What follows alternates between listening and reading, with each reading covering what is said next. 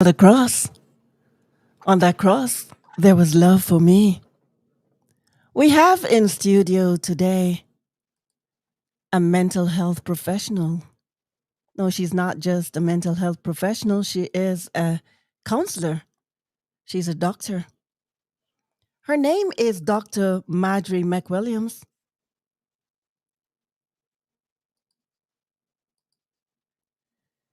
So let me tell you a little bit about Dr. Marjorie McWilliams. Dr. McWilliams, she has a bachelor's of arts in art and art history from, should I say the year? She Sure, why went to the California State University 1974. She graduated. She has a Christian counseling degree from the National Christian Counselors Association from 2016. She is a she's a licensed pastoral counselor since 2017. She has a master's of arts in clinical Christian counseling from 2017. She has a doctorate Ooh, in Christian counseling. Yes, she's a doctor. She has been practicing privately since 2016. Her client is primarily women, but she takes men as well. Her practice is Christian based, meaning she believes that the Bible is divinely inspired and that it is a powerful tool to teach, instruct, and correct. She believes that God was, is, and will always be in the business of healing his people. This means that with prayer and discernment given by the Holy Spirit, we can see God's purpose spiritually, physically, and mentally. If I fail to mention it, she is also my my own counselor. Yes, I've sat on her couch and I found her to be superb. I got freedom from my sessions, and so I felt it was necessary to bring her, especially with some of the prayer requests that I've been getting. I felt it was necessary to bring a professional on to help you. I want to say good afternoon to you, Dr. Marjorie McWilliams. How are you today? I am so blessed. I'm so blessed to be here. Thank you so much for inviting me, Denise. You're most welcome. And if I fail to mention it, she's located right here in California, in Sacramento, California. So, Dr. Marjorie, I've already asked you how you're doing, and I'm glad you're doing well. So, I want to know why Christian counseling for you? Oh, that's a great question. I knew that when I was going after this practice, which the Lord had asked me to do, there was no way that I could go to a secular university and go through a secular program.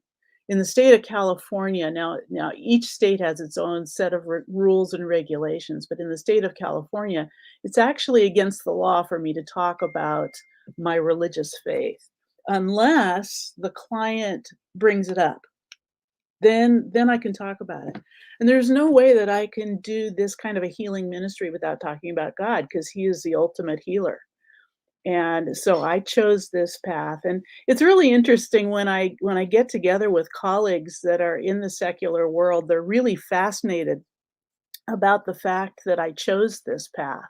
And they'll say, "Why didn't you go to the University of San Diego? Why didn't you go to Stanford? Why didn't you go get your degree here and there?" And I just tell them, first of all, Christians in particular are a peculiar people. We have a peculiar set of guilt issues.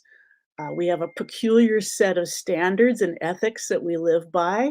And who better to counsel those people than someone who is in the faith as well? And they really enjoy that quote that we're peculiar people, because they will readily agree that we are peculiar. So it takes it takes a Christian to be able to minister to Christians, and that's my whole emphasis. And it's what God called me to, and so I had to take a different path than the standard path. Okay. Awesome. What can our listeners expect from, calling in from a session with you, from just talking to you on this program? Well, of course, God is able to do all things, and it is possible to get healing instantly. But I would generally say that what a listener is going to expect is just to get a feel and a taste for what counseling is about. And hopefully, they will take it to another professional and seek out extensive help. In other words, it takes more than a minute or two to fix an issue that's been with you for months, even years, even a lifetime. So I would hope that it would inspire people to go and seek out more professional help. Great. I want to know what areas of counseling can persons call in with? Any area. Any area. Awesome. Nothing's off limits. So you heard it there, listeners, that any area that you're struggling with, any area that you need to talk about, the doctor is here to assist you and to guide you with tips and advice. Most of counseling is actually asking questions and listening. Active is listening is what they call it. And so most of a session is me listening actively to what the client is saying and then asking questions and more questions and more questions because we find that most of the time the clients actually know the answers to their problems. They just need to talk it through. What would you say to someone who might be scared to call? Or should I answer that one? Because I was scared to be on your couch. Were you scared? Yes, I was. Why were It you is, scared? it is not the norm. It's not our culture to be in counseling. So I didn't know what to expect. And I thought it would have been invasive. But I was pleasantly surprised that I was able to work through my issues, I think my that deep issues. I think that's really, really common that clients feel anxious, especially the first couple of sessions, because they've never either they've been to counseling and it's backfired and been horrible, or they have come expecting that all kinds of demons are gonna erupt, and sometimes that happens. Or they just don't know what to expect. And I have had clients hate me and they've projected onto me all of their fears and anxiety, and that's all right. I can take it. There have been clients who've absolutely fallen in love and don't ever want to leave my house. It's just all over the board, and we just roll with it and deal with one small piece at a time. So I'm going to ask you this question. What if you don't like your counselor? That happens. And if that happens, this is business as well as mental health. It's a mental health business.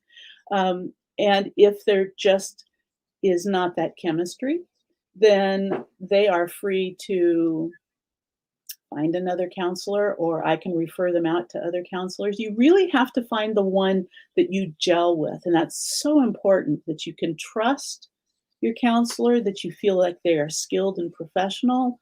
And if there isn't that trust, then it's really important to seek someone else. And I can either refer them out or they are free to find their own. All righty. I don't have a lot of questions for you, or I know I've asked a lot already. Even though I say I don't have a lot, I've asked a lot already. Is there anything that you want to ask or regarding the expectations, or is there anything that you want to ask me even about my session that I did with you? What did you love about it?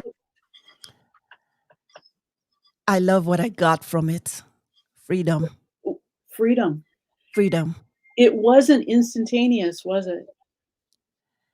It was not instantaneous. I did several sessions with you. and it could not be instantaneous because this was something that I was carrying from I was 14 or 15 years old when my sister was murdered. I held on to that pain for a very long time, not knowing how to let it go. And I suffered in trauma for a while. And the other issues that we worked out too that I was carrying for a very, very long time, childhood trauma and stuff like that. So it wasn't instant, but it was freeing. You know, Denise, you also came expecting. And when my clients come expecting to be healed, they receive. It didn't take long, and your trauma was deep. And the 3 or 4 sessions that we had, so much good work was done because you were expecting to hear from the Lord. You were expecting good work to happen, and it did. Yeah.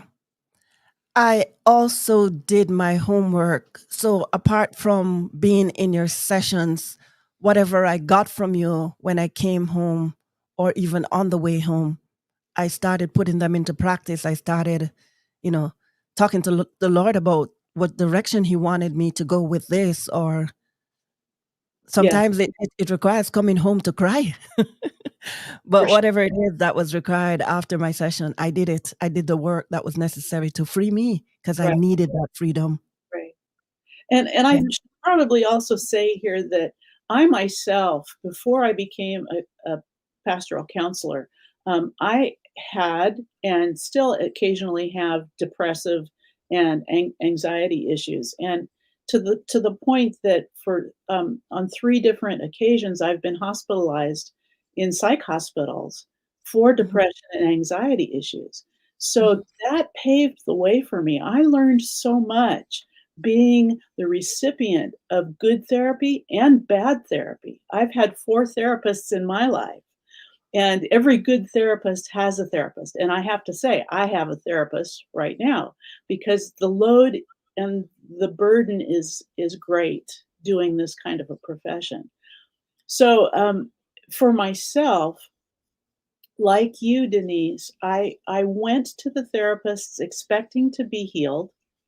I went to the therapist hungry to be well mentally, and I received it, and I did the homework, and I showed up at those sessions with my questions, and I put in the good work, and as a result, I was able to turn what was meant to kill me into a fabulous ministry for the Lord.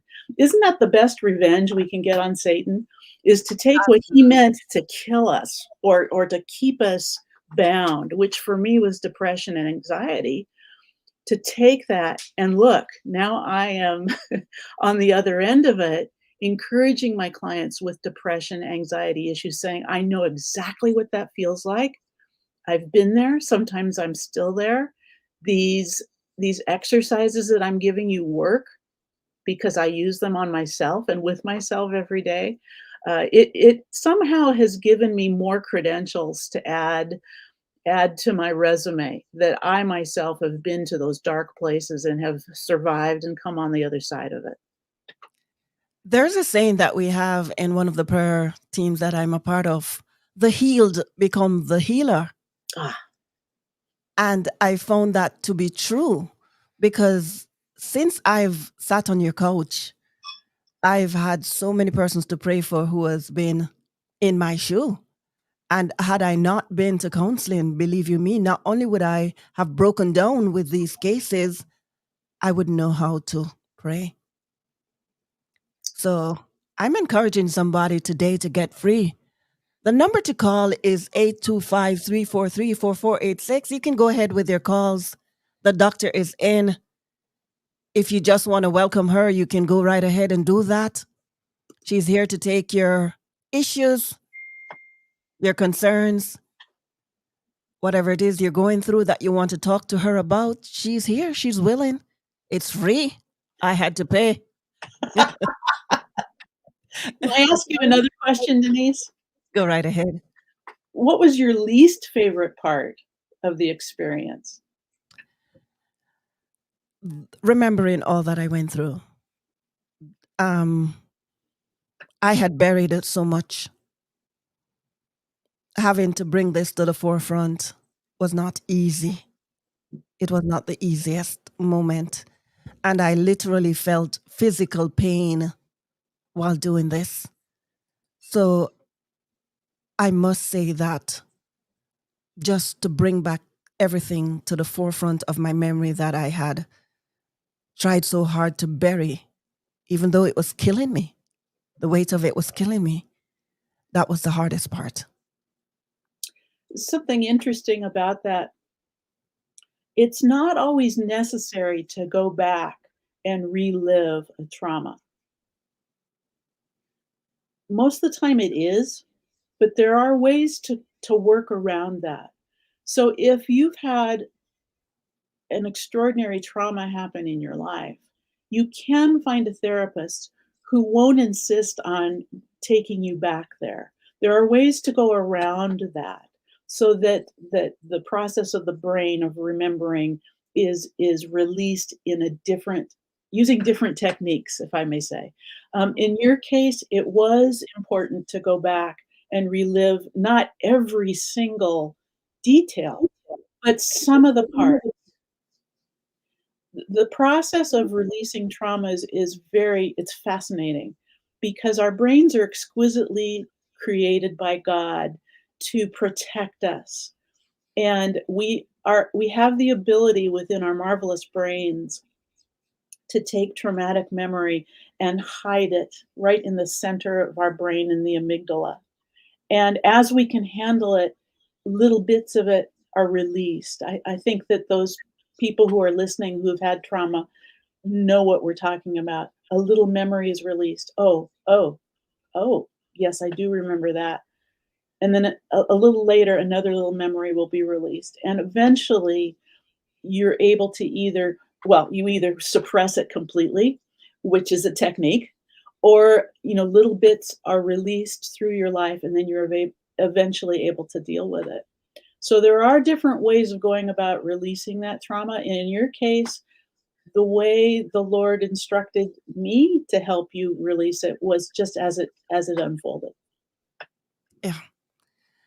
There was a major unfolding for me because I went to Jamaica on vacation and I learned new things that I did not know about because I believe my family was protecting me because I was a child. So coming back with this was heavy for me. So in order to get you to even understand what I was going through, I had to share because it was immediate. Yeah. Want to remind you that you can call Dr. Marjorie. WhatsApp number 825-343-4486. Don't be afraid to call. Remember, I tell you it's free. 825-343-4486. Go ahead and call. I'm seeing some text messages, but I want you to call. She's here. She's I love willing to talk to you. I love talking to people. I love it. It's what I do.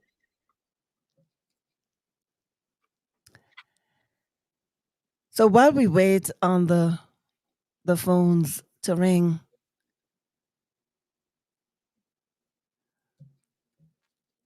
how do you sometimes when I get some things to pray for, I realize that they're heavy for me. How does a therapist but you said a therapist has a therapist. Okay. So I just wanted to know, how do you offload? That's a really good question. Um, there, the Lord has taught me through these years how to maintain what they call a professional distance. So when I'm dealing with a client, there's sort of a psychological barrier or boundary that I put up between myself and that person so that I am just observing rather than absorbing. Uh, but it's almost impossible sometimes not to absorb the pain that I hear coming from a client. In which case, I do, of course, a lot of praying and releasing that way. I garden. I have a beautiful garden that I can go in and dig and rearrange plants. I have to be out in my yard. I exercise. I play tennis. Um, I go to the gym. Pretty much anything that is totally different than the counseling situation is what I do to download or detox, shall we say. Gotcha. So I we have a caller.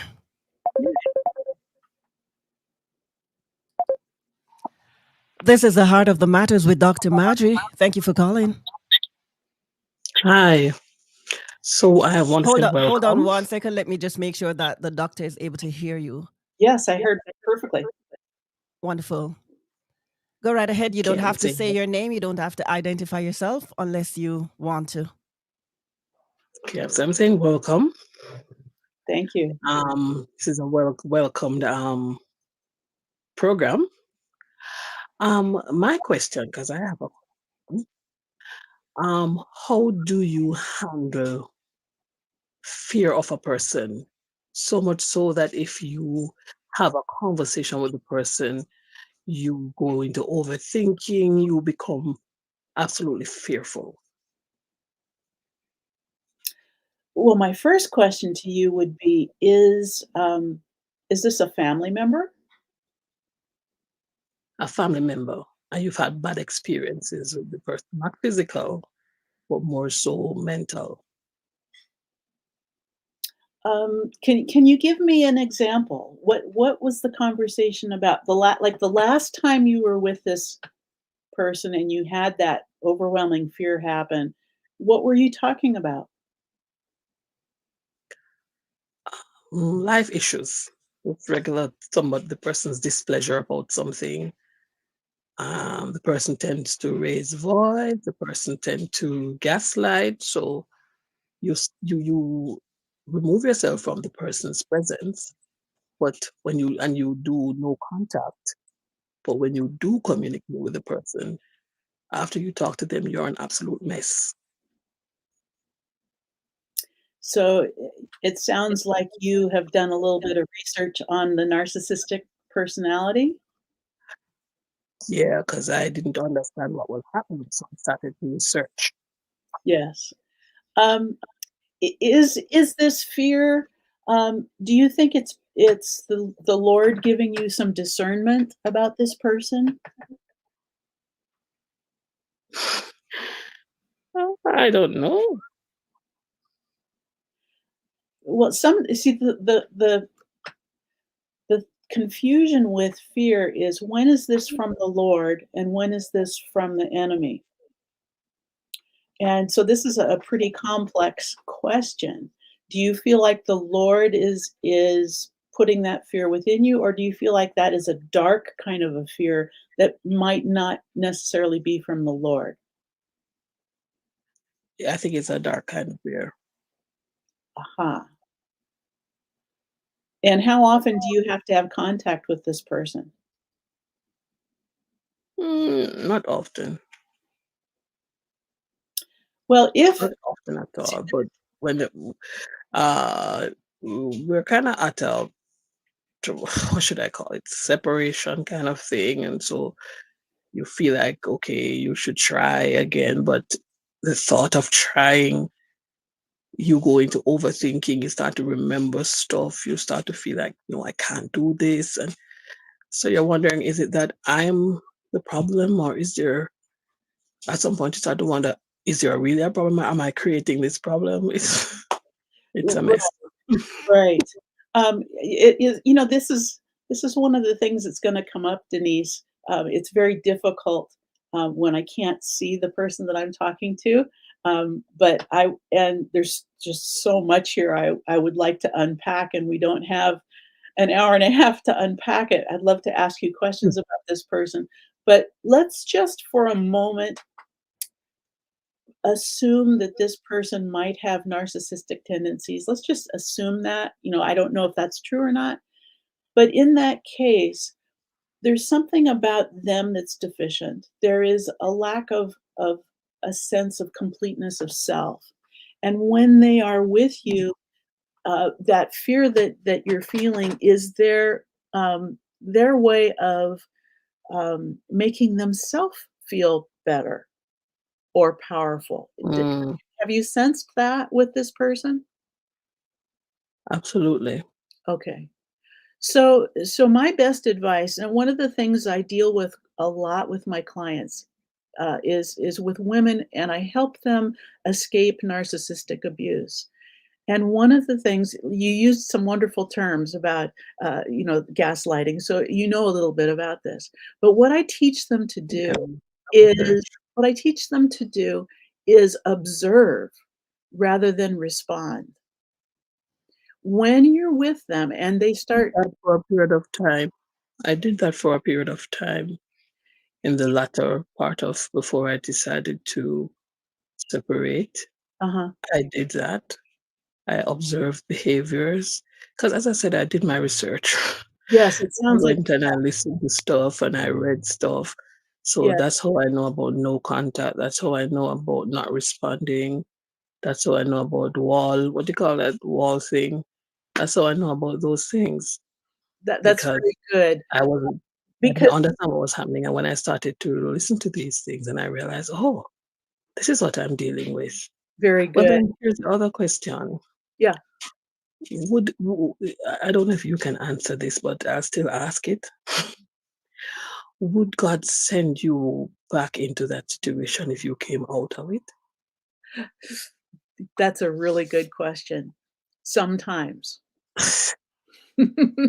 Sometimes. I have had women who have felt like it was, for this moment in time, most important that they return to this relationship, but I teach them there are big boundaries that need to be established to protect yourself, and it's good and right to protect yourself. And so I teach them how to return to the situation, but with new boundaries. Boundaries that keep the bad out and the good in.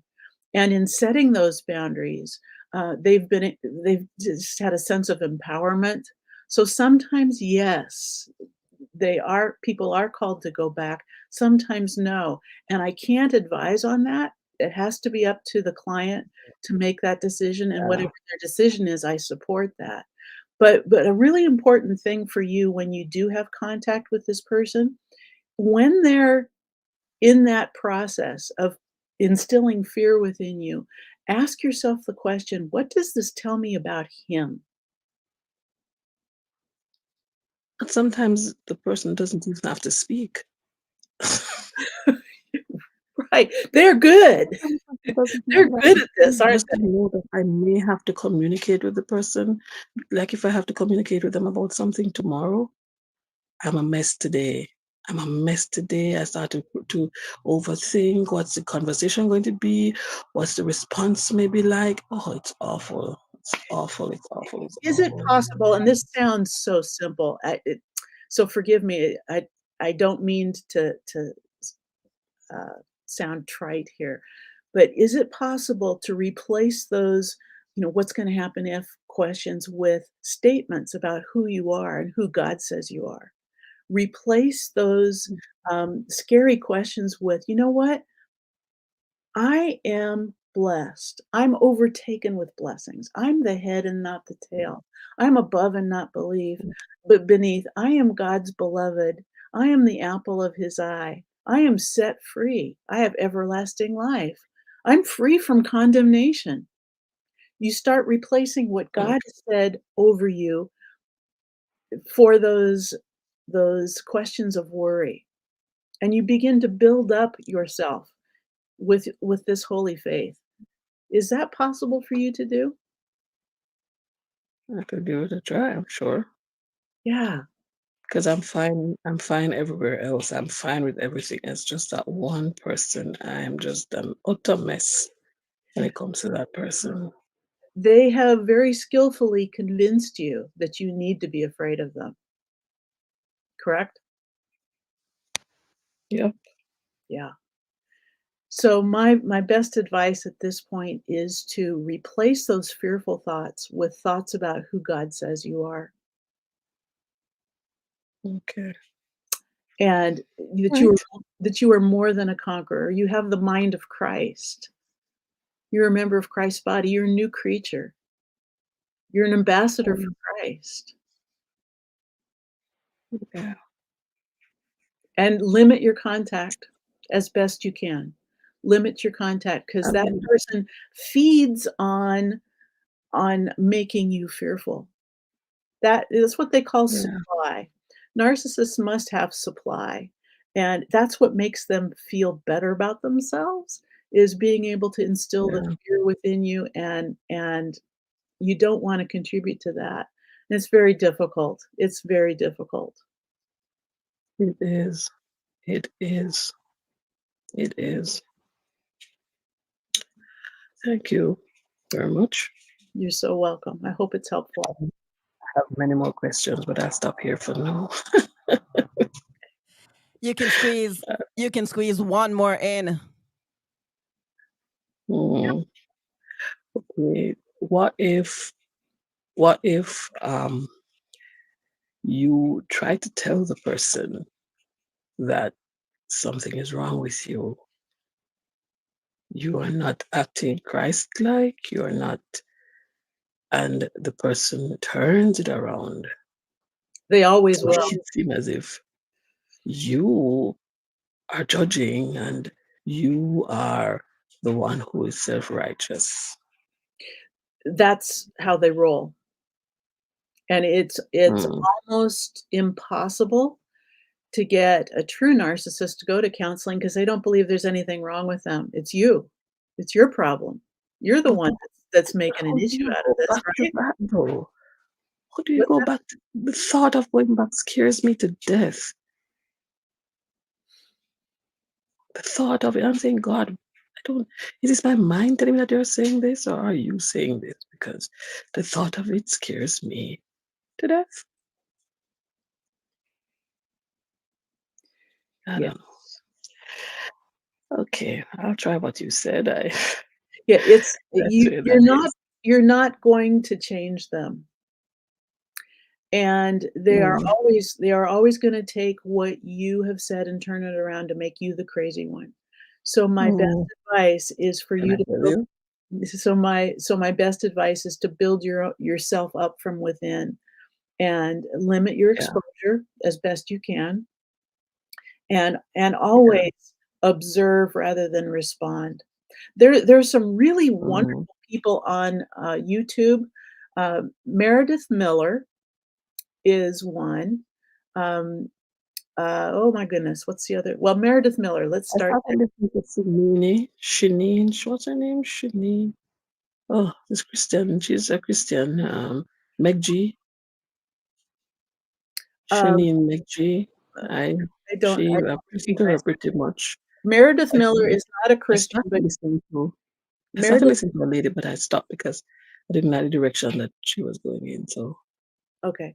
I Meredith stopped. Miller is not a Christian, but she is very knowledgeable about narcissistic abuse, and she has many, I'll many look into videos that. on YouTube, and, uh, pray as you listen, and I think that will help you a lot. It'll give you lot more insight into how she personally has dealt with narcissistic abuse in her life. Lisa Romero, that's the name of the other woman. She also is not a Christian, but she's a life coach, and she has a lot of just excellent educational videos on YouTube about narcissistic abuse. Lisa, what? Can you repeat? Lisa Romano, Romano. Okay. All right. Thank you. You're so welcome. Thank you for calling. Bye-bye. Thank you for calling. Have a wonderful Bye. evening. You too. So the number to call is 825-343-4486. Let's get to the heart of the matter. 825-343-4426.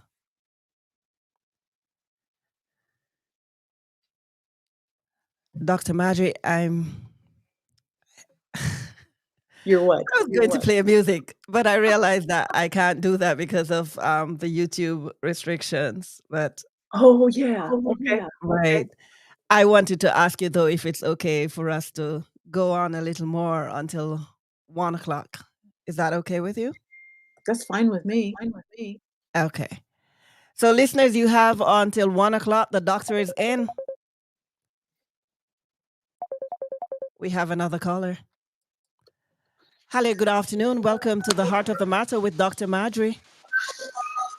Hello, good afternoon, Sister Denise. Good afternoon to you.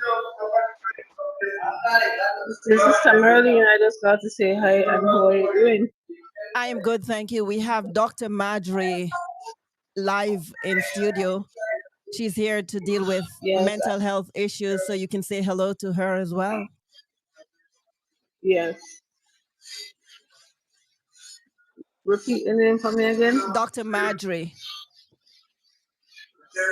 Okay, Dr. Marjorie, good afternoon, and how are you doing? You are doing a wonderful program, and I am here on YouTube listening to you all. Thank you so very much. Okay, all right. God bless you as I continue to say. Alrighty, have a wonderful evening. The number to call is 825-343-4486. Let's get to the heart of the matter. Let's get those traumas that you've been carrying for years and years and years, those pains that you've gone through that you don't know what to do with. Let's get to them. 825-343-4486. So, Dr. Marjorie, let's talk about me being on your couch again. Yes. It's always open for you, Denise. Anytime you want to come back.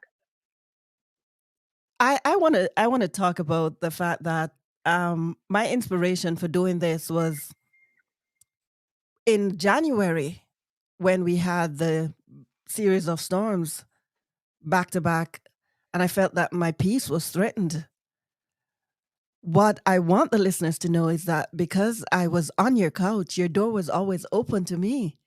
So not only with the storms, but even doing this program and the constant challenges I had with even when you were supposed to start in February and the system went down the day after Pastor Jesse was on. It was very challenging for me, you know. So sometimes we think that it's only the big things that we have to bring to the table of counseling, but there are some little things, some niggling things that that can upset the apple cart, you know. I Yes, mean, who'd absolutely. have thought who'd have thought that someone coming from Jamaica would be bothered by a storm? We see this all the time. Well, But yes. And speaking of little things, um, sometimes I have clients who come and they just want to talk. mm, And they'll just start in and just start talking about their lives, and it's not exactly trauma. They just want to be heard. And in this day and age, I don't know how it is in Jamaica, but in the United States, people just aren't listening to each other. And it's a matter of, like I said at the beginning of the show, it's active listening. yeah. It's looking at the client eye to eye and sometimes knee to knee on the couch and just paying attention while they tell their story. We don't do that very well. How is it in Jamaica? Are people telling their stories in Jamaica? We do tell our stories, but I'm not sure we're telling it to the right persons because it's one, counseling is a bit expensive, and two, it's not the culture to go to counseling. So I remember, I'm gonna give you an example with my sister's passing. When I think it was 20 years later, and the young man was seeking parole. When I left work the day, I was a mess. I broke down crying. I didn't know what to do with this. And I asked the parole, the parolee who called, the young lady who was administering it, where can I go to get counseling? She said, I don't know. I asked her, is this what you normally do? She just said yes. And the only thing she left and said, you should get counseling. That's when I asked her, where do I go? She said, I don't know. We have another caller, so let me just make room for that caller. Hello, welcome to the Heart of the Matter with Dr. Marjorie. This is HEG Radio. You're live. Thank you.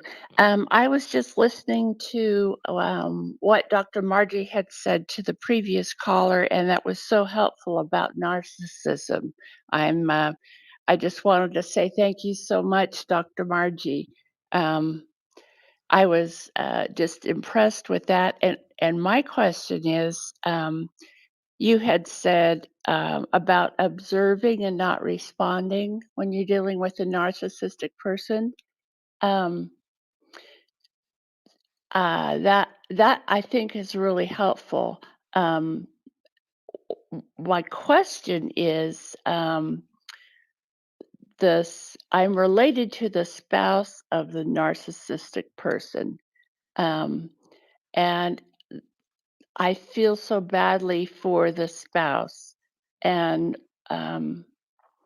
the spouse is not a believer, and I'm wondering if you have any advice for me in how I can best help the spouse in the situation. That's a really good question. In fact, let me first of all say this, and if I forget what you said, I'll ask you to repeat it. But before I go there, I want to say so often I get stopped in the grocery store or at church, and people say, "You got to see my son. He's a mess," or "My husband he's out of control, and you got to see my husband." And can I get my nephew's wife to come see you? Everybody has somebody that's cracking up, and they want me to see them. And so what I want to say to that is I only see people who want to be seen, who want to come to counseling. You can't make someone go to counseling. Those are the worst those are the worst scenarios possible when somebody doesn't want to be there. In fact, in the state of California, they have court ordered counseling sessions for some offenders, and I don't take those because I want the people coming to me wanting to come. Okay, that said, when you're talking about the person that who's married to a narcissist, um, first of all, they may be in such a place that they don't even know what's going on and that they are married to a narcissist. So what you present to them has to be presented in a very careful way. Are you happy? How are things going? What kind of stressor are you under with your spouse? Very carefully asking those kinds of questions. And if they seem to be interested in getting some sort of help for that, then you approach them about counseling. Am I answering your question? Yes, actually, and I've had I put you on speaker. Let me take it. Yes, I've had those conversations, and it's my brother. My brother's wife is who I think is probably a narcissist, Mhm. but with my brother, um, and he is very aware that there's things going on, and I'm wondering, giving him the names Meredith Miller and Lisa Romano, um, is is that even a step, or I don't know what the next step is to take. He's told me that the family's miserable and they tried counseling, and the narcissist, we'll just say the narcissistic spouse, whether or not she really is, um, will not go back because things were pointed out that she might need to do change. Yeah, yeah. So would YouTube be a place to go, or should I just leave it alone? Possibly. You might frame it this way. Um, I I have access to something that I think is really interesting. I've really enjoyed watching these videos. Maybe you would like to watch these videos as well. Why don't you give it a try and Ah, see what you think? always when you approach someone from the standpoint of, "This is something that I think is really interesting," or, "This is something that's really helped me. Maybe you would be interested," rather than saying, "Hey, you know what? You gotta listen to this." It's much less That threatening is so helpful. when you come at it from the position of, "This is something that I thought was very helpful, and maybe you would find some interest in this too. Just give it a try and see what you think, and let's talk about this." Cool.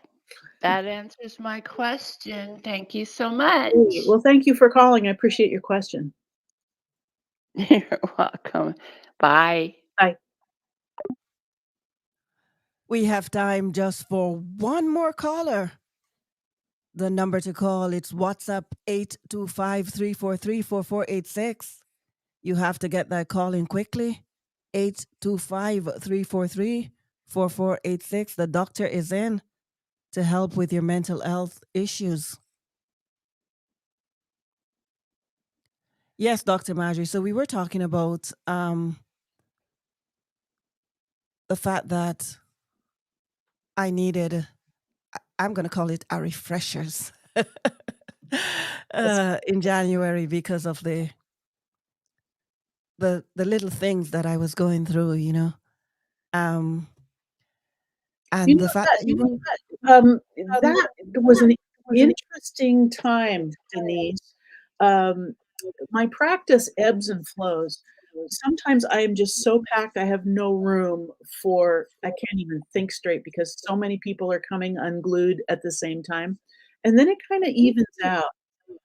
And I have time to garden and I have time to catch my breath. And then it speeds up again. And that time when the storms were coming through Sacramento, it was kind of like with COVID. People were feeling oppression.